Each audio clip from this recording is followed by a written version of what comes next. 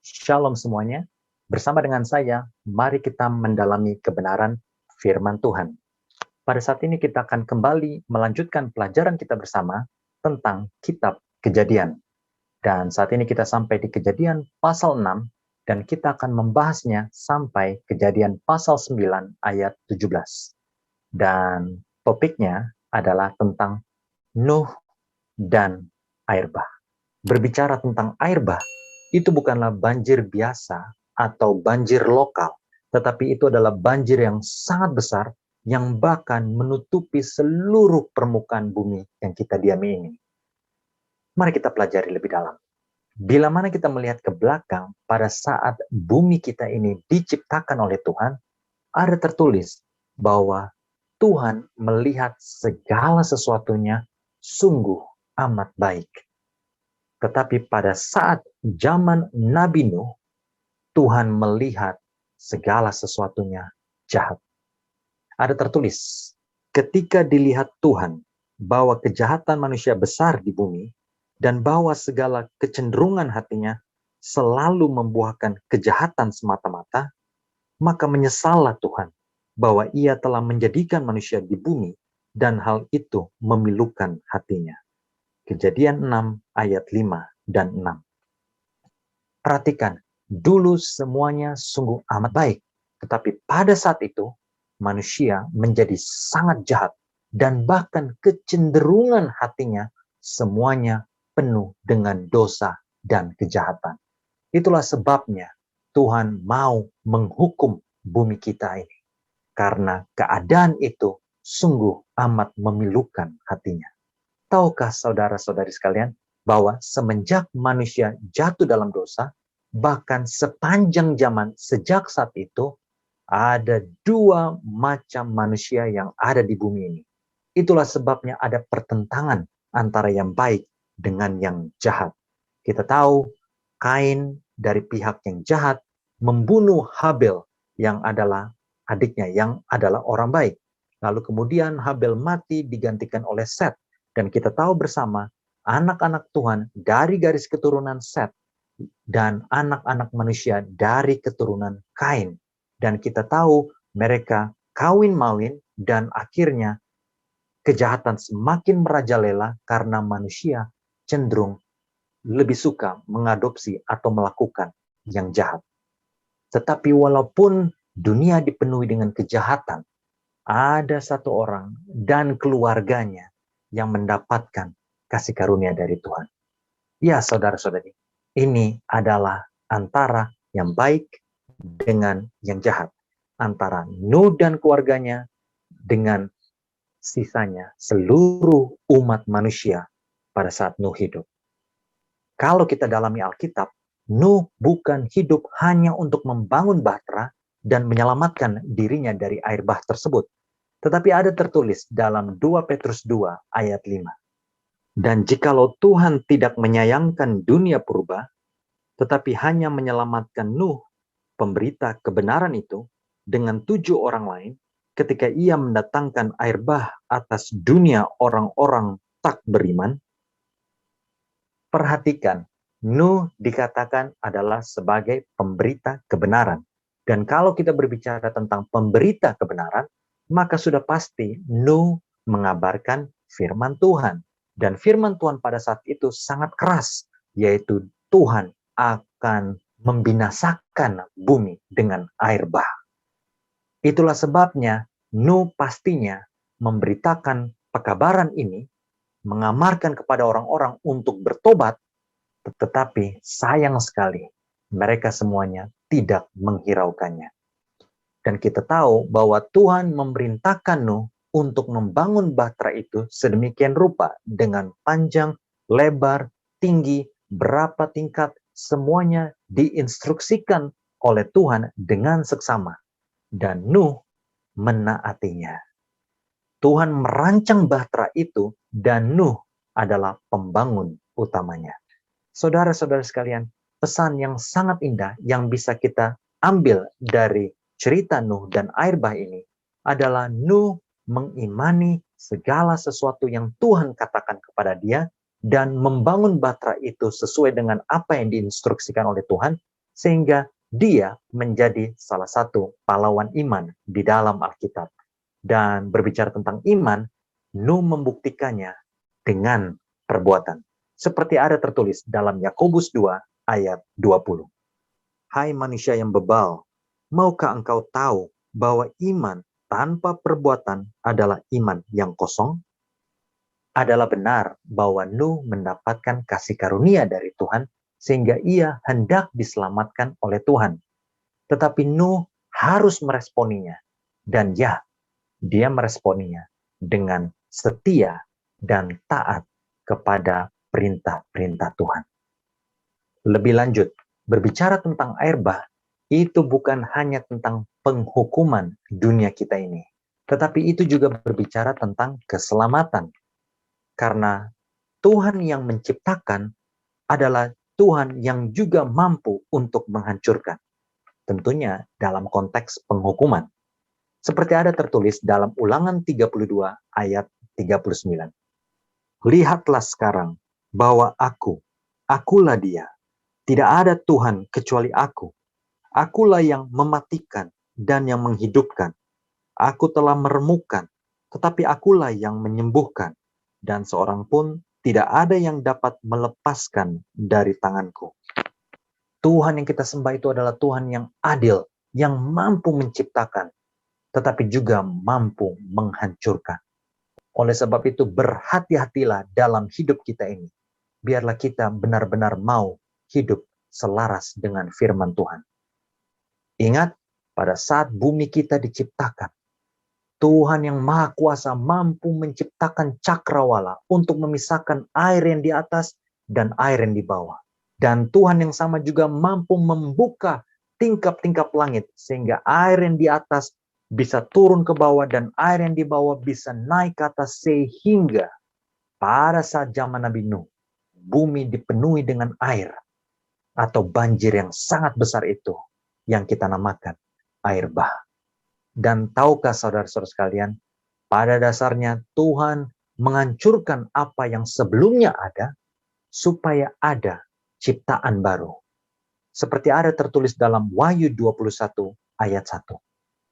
Lalu aku melihat langit yang baru dan bumi yang baru, sebab langit yang pertama dan bumi yang pertama telah berlalu, dan laut pun tidak ada lagi. Perhatikan, sama seperti air bah yang menghancurkan bumi kita ini, lalu kemudian Nuh dan keluarganya diberkati oleh Tuhan dan menjadi leluhur kita semuanya. Artinya ada kehidupan yang baru yang dimulai dari zaman Nabi Nuh, dan hal yang sama yang akan terjadi pada bumi kita ini di suatu hari kelak. Maka bumi kita yang penuh dengan dosa ini akan dihancurkan dan akan diubah sehingga menjadi dunia yang baru. Sehingga kehidupan akan menjadi kehidupan yang baru. Pesan moral lainnya yang kita bisa dapatkan adalah bila mana kita mau menjadi manusia baru, maka tentunya kita harus mati dalam hal kedagingan. Ada tertulis, karena kita tahu bahwa manusia lama kita telah turut disalibkan, supaya tubuh dosa kita hilang kuasanya, agar jangan kita menghambakan diri lagi kepada dosa. Tuhan selalu rindu untuk menciptakan manusia yang baru, menciptakan dunia yang baru. Karena manusia yang lama sudah penuh dengan dosa. Karena dunia yang lama sudah penuh dengan dosa. Itulah sebabnya Tuhan mau supaya kita diubahkan terlebih dahulu. Sehingga pada akhirnya kita bisa mendiami dunia yang baru. Karena dunia yang lama akan dihancurkan. Dan hal itu sudah terjadi dulu dan akan terjadi lagi nanti. Yaitu bumi akan dihancurkan. Kembali kepada konteks Nuh dan air bah. Kejadian 7 ayat 23 dan 24. Demikianlah dihapuskan Tuhan segala yang ada, segala yang di muka bumi, baik manusia maupun hewan, dan binatang melata, dan burung-burung di udara, sehingga semuanya itu dihapuskan dari atas bumi. Hanya Nuh yang tinggal hidup dan semua yang bersama-sama dengan dia dalam bahtera itu. Dan berkuasalah air di atas bumi 150 hari lamanya. Kita bisa melihat dampak yang sangat luar biasa dari air bah, di mana bumi kita ini dipenuhi dengan air.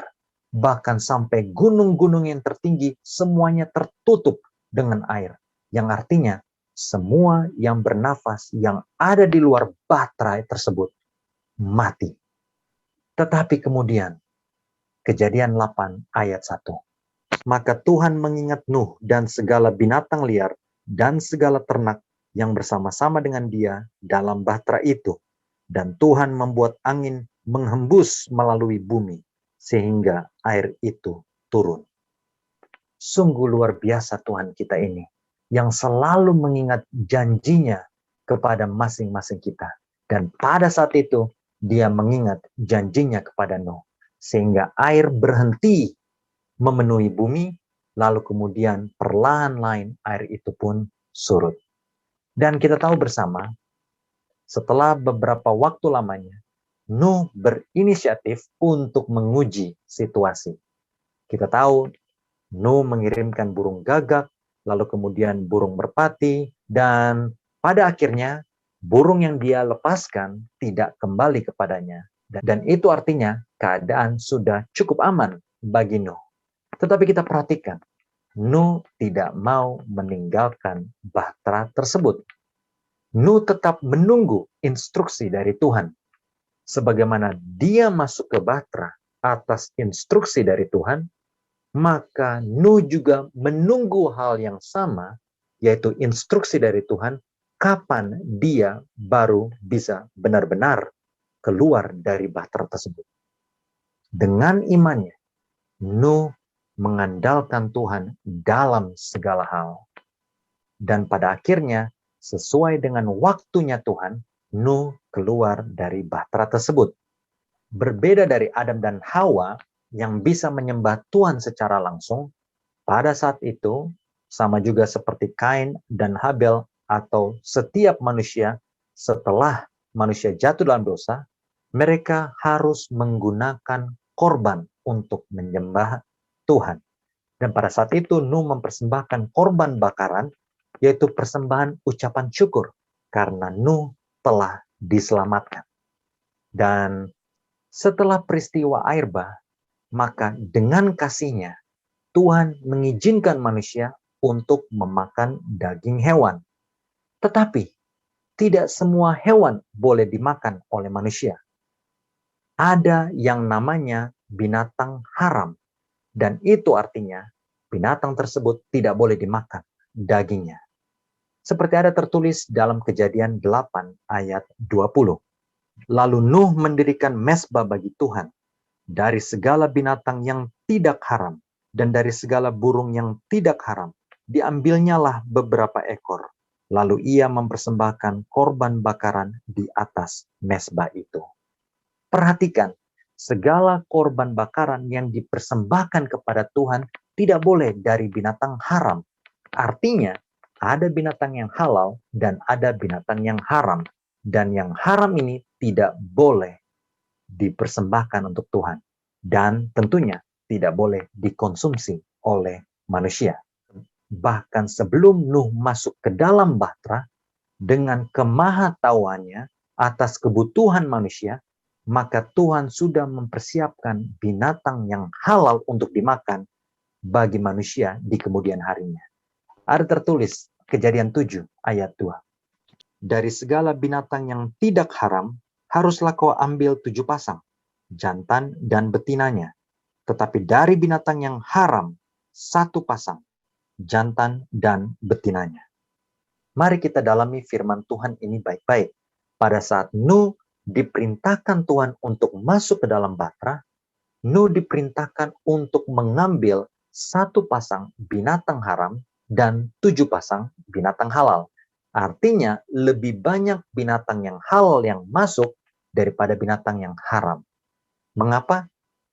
Karena binatang yang halal pastinya akan dipersembahkan sebagai kurban bakaran dan juga bisa dikonsumsi oleh manusia. Sedangkan binatang haram tidak boleh disentuh oleh Nuh dan keluarganya. Binatang haram tidak boleh dimakan oleh seluruh umat manusia. Bukan itu saja, tetapi manusia juga dilarang untuk makan darah. Sungguh perubahan yang sangat besar yang kita bisa dapati saat ini, di mana sebelumnya zaman penciptaan manusia dan binatang tidak saling mengancam, tetapi setelah air bah, manusia diizinkan untuk memakan hewan. Saudara-saudariku yang kekasih, Tuhan telah menyelamatkan Nuh, dan itu adalah anugerahnya. Dan setelah itu, Tuhan juga berkomitmen dan tidak akan menghukum manusia atau bahkan bumi kita ini dengan cara yang sama. Dan itu bukan berarti karena manusia baik adanya. Tetapi itu semata-mata hanyalah oleh karena kasih karunia Tuhan. Sama seperti Sabat yang adalah tanda universal untuk seluruh umat manusia, supaya kita bisa mengingat bahwasanya Tuhan adalah Khalik pencipta yang menciptakan langit, bumi, laut, dan segala isinya, maka pada saat itu Tuhan memberikan kepada Nuh dan kepada keturunannya, kepada seluruh umat manusia, suatu tanda di langit, yaitu busur, sebuah pelangi untuk menandakan bahwa Dia tidak akan memusnahkan bumi kita ini lagi dengan banjir besar atau air bah. Mungkin di beberapa tempat ada banjir kecil atau banjir besar yang mungkin juga telah merenggut banyak nyawa manusia. Tetapi Tuhan dengan kuasanya tidak mengizinkan banjir yang lebih besar lagi untuk terjadi. Sama seperti yang pernah terjadi di zaman Nuh, yaitu banyak manusia yang mati oleh karenanya. Sebagai kesimpulan, Matius 24 ayat 37. Sebab sebagaimana halnya pada zaman Nuh, demikian pula halnya kelak pada kedatangan Anak Manusia. Saudaraku, kejahatan manusia sekarang ini bukanlah suatu fenomena yang baru. Kejahatan manusia pada saat ini sudah pernah terjadi di zaman Nuh dahulu. Dunia dipenuhi oleh manusia yang tidak takut akan Tuhan, yang tidak peduli akan firman-Nya, yang tidak mau menuruti hukum-hukumnya. Manusia akan semakin jahat dan tidak bisa mengendalikan diri. Pernikahan hanya dibuat untuk memuaskan nafsu saja, bukan karena cinta semata. Pemanjaan selera di mana-mana. Apa yang diharamkan oleh Tuhan dihalalkan oleh manusia. Dan manusia memakan segalanya. Bahkan segala sesuatu yang halal dijalankan berlebihan. Makanan-makanan halal dikonsumsi dengan berlebihan. Manusia cenderung berbuat dosa dan tidak mau mengendalikan dirinya. Tetapi kita punya pengharapan. Walaupun kejahatan merajalela di mana-mana, pada zaman Nabi Nuh, ada Nuh dan keluarganya yang tetap setia kepada Tuhan. Dengan hal yang sama, kita bisa berlaku setia kepada Tuhan. Mari kita mendekatkan diri kepada Tuhan. Walaupun kita hidup di generasi yang sangat jahat, dan bahkan akan terus semakin jahat mendekati kedatangan Yesus yang kedua kali, mari tetap kuatkan iman kita, dekatkan diri kita kepada Tuhan, dan yakinkan bahwa hari penghakiman itu sudah sangat dekat. Dan mengapa Yesus belum datang juga? Ketahuilah, itu semua adalah karena kasih-Nya. 2 Petrus 3 ayat 9-11. Tuhan tidak lambat menepati janjinya, sekalipun ada orang yang menganggapnya sebagai lambat, tetapi Ia sabar terhadap kamu, karena Ia menghendaki supaya jangan ada yang binasa, melainkan supaya semua orang berbalik dan bertobat. Tetapi hari Tuhan akan tiba seperti pencuri. Pada hari itu, langit akan lenyap dengan gemuruh yang dahsyat, dan unsur-unsur dunia akan hangus dalam nyala api. dan bumi dan segala yang ada di atasnya akan terungkap. Jadi, jika segala sesuatu ini akan hancur secara demikian, betapa suci dan salehnya kamu harus hidup. Saudara-saudariku, Tuhan mau supaya kita semuanya diselamatkan. Jadikan kesempatan yang diberikan kepada kita ini adalah kesempatan yang sangat berharga, sehingga kita mau hidup untuk Tuhan. Mari kita hidup mendekatkan diri lagi kepada Tuhan, sehingga bila mana Yesus datang, kita akan dijemput untuk masuk ke dalam kerajaan surga. Tuhan memberkati.